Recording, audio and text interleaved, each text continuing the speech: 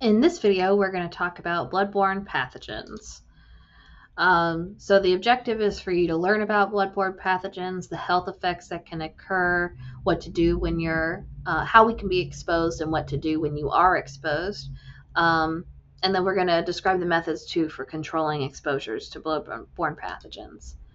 The information that you learn in this module will help you avoid contacting bloodborne pathogens. Important details are underlined.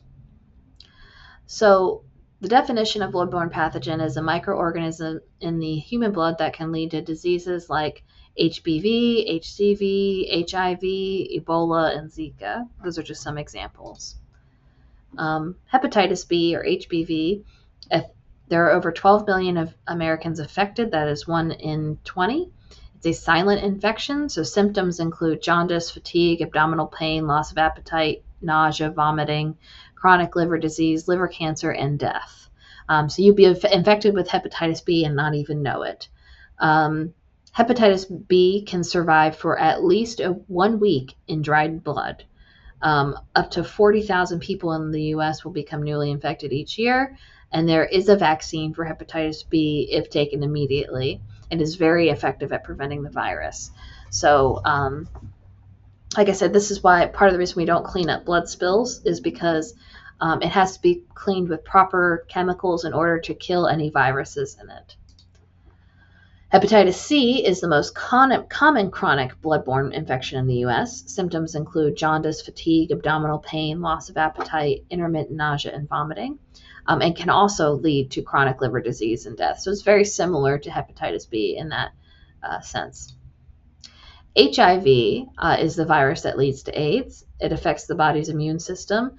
It does not survive well outside of the body. So if you contact dried blood, you're not likely to contract HIV. It's estimated that greater than 1.1 million people are living with HIV, and once you are infected for life.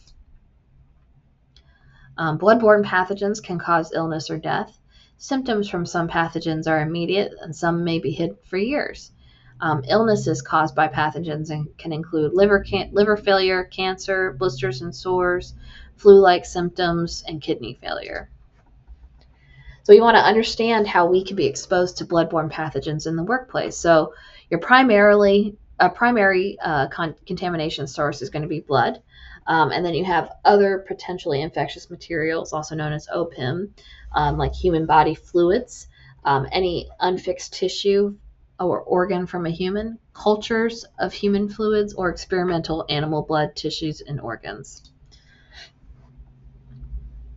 So we can spread bloodborne pathogens through direct contact, indirect contact, respiratory transmission, bug bites for some viruses. HIV, hepatitis B, and hepatitis C cannot be spread through bug bites. Some examples of diseases that can be spread are dengue fever, West Nile, Lyme disease, malaria, and Zika. So how exposure can occur in the workplace. Needle sticks, that's why we offer proper sharps containers around the facility. If you take insulin, for example, cuts from other contaminated sharps, contact of mucous membrane with broken skin with contaminated blood, or via exposure to cuts, blood spray into eyes, nose, mouth, or sexual contact. So the highest risk occupations for bloodborne pathogens are first responders, housekeeping personnel, nurses, and other healthcare personnel. The CDC estimates that 5.6 million workers in healthcare and related occupations are at risk. All occupations are at risk for exposure to blood or OPIM. So the methods we use to control bloodborne pathogens exposures is we use universal precautions. We treat all blood and bodily fluids as if they are contaminated. We use proper cleanup and decontamination. We also have work practice controls like designating cleaning specialists, sharps disposal containers, and hand hygiene. So your responsibility to protect yourself from bloodborne pathogens is to properly wear your PPE, attend training, You want to report any body fluid spills immediately. Do not place your hands into garbage containers. Do not clean any blood spills. Do not pick up broken glass.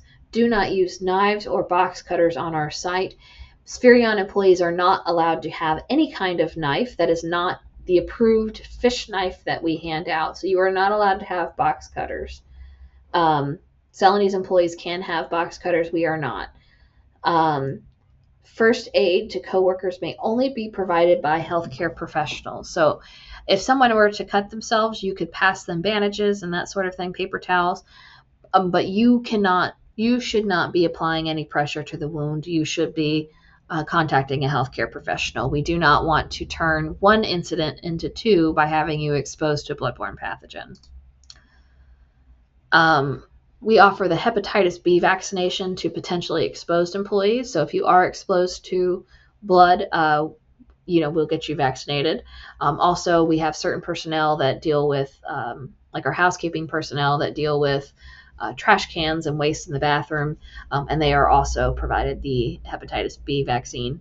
It's provided at no cost to employees within 10 days of occupational exposure. There are no vaccinations for hepatitis C and HIV, and actually there is some treatment for HIV. So the sooner we know that there's been an exposure, the better chances we have of getting you help. So what should you do if you are exposed? You want to immediately wash the exposed area with soap and water. You want to flush splashes to the nose, mouth, or skin with water. Irrigate eyes with water and saline. You want to report that exposure immediately, and then we'll direct you to a healthcare professional for treatment. Blood in the workplace can only be cleaned by trained professionals. So that includes your own blood. We don't want you cleaning up your own blood on the site because we want to properly disinfect. So what you've learned is that bloodborne pathogens can be spread in the workplace and can be life-threatening.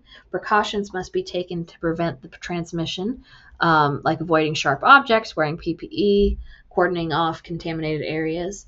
Any blood found in the workplace must be reported immediately, and only trained individuals with the correct disinfectants can clean these areas. Any potential exposure to bloodborne pathogens must be reported immediately to reduce the probability for infection.